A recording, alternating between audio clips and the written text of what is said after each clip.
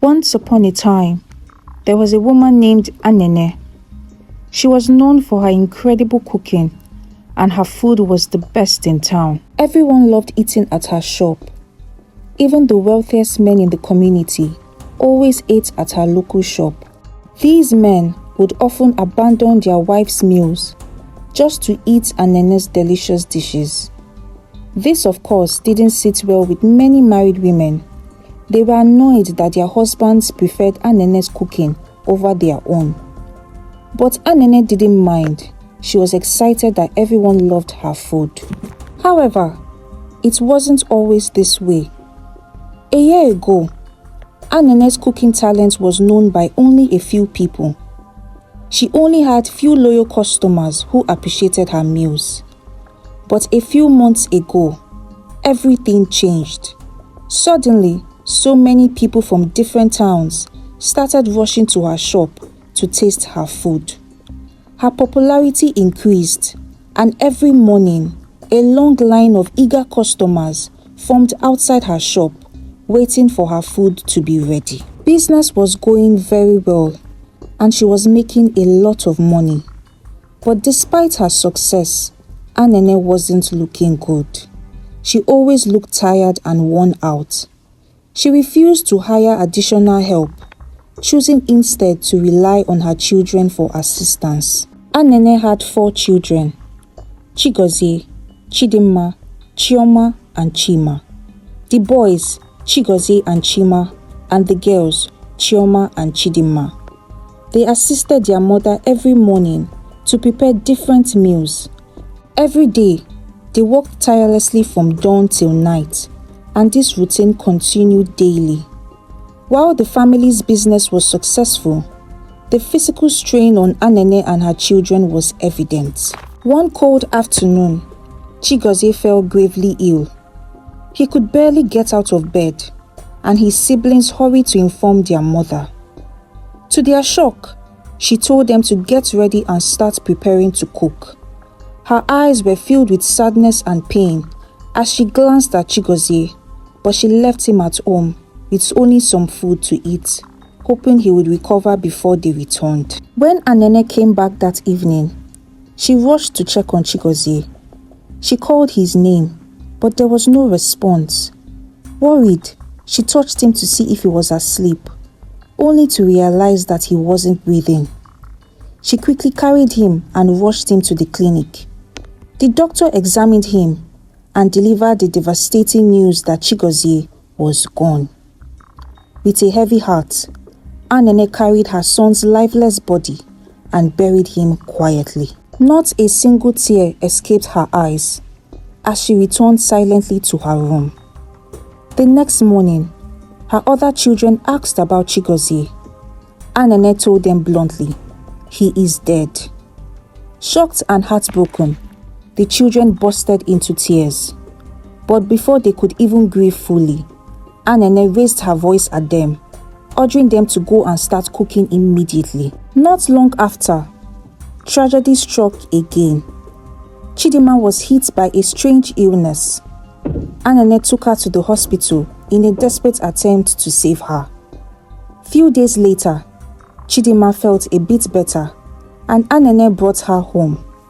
But when she arrived at the house, Chidimma mysteriously passed away. This time, a single tear rolled down Anene's cheek. She quickly wiped it away. She buried her daughter and went back to her food shop. Her remaining children, Chioma and Chima, asked about Chidimma. Anene replied bluntly, telling them that she was dead and they should return back to cooking for their customers. The children were shocked when they heard the news and wept silently.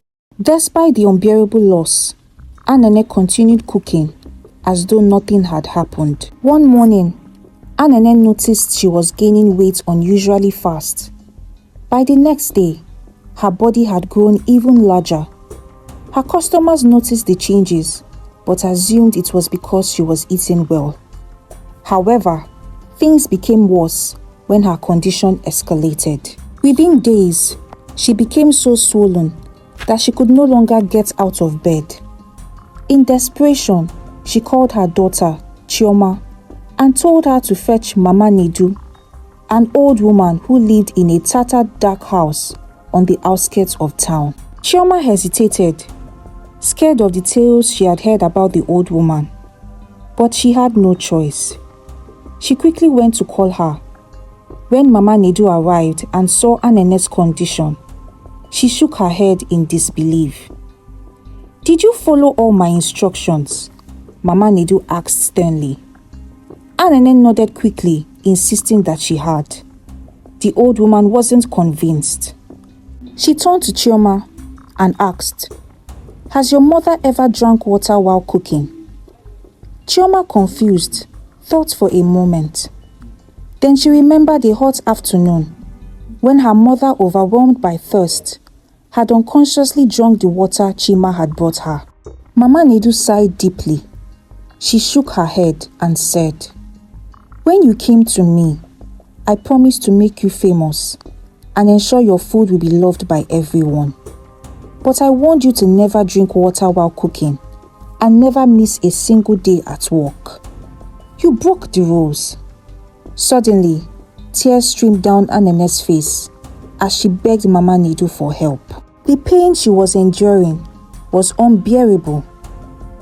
"The only way to break this curse," Mama Nedu said coldly, "is for you to pay a price. You will lose one of your hands, and not only that, you will lose all your customers and have to start from scratch."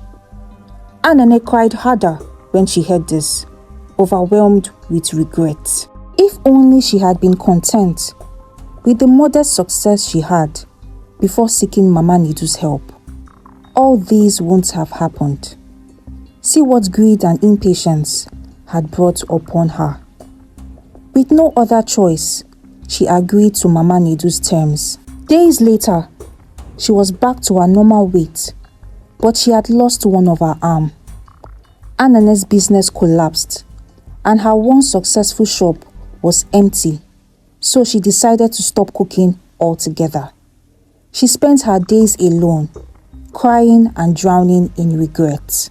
You must understand that there is no shortcut to success. Work hard and be patient. It will pay off one day. Shortcuts to success might come with a price that you are not prepared to pay.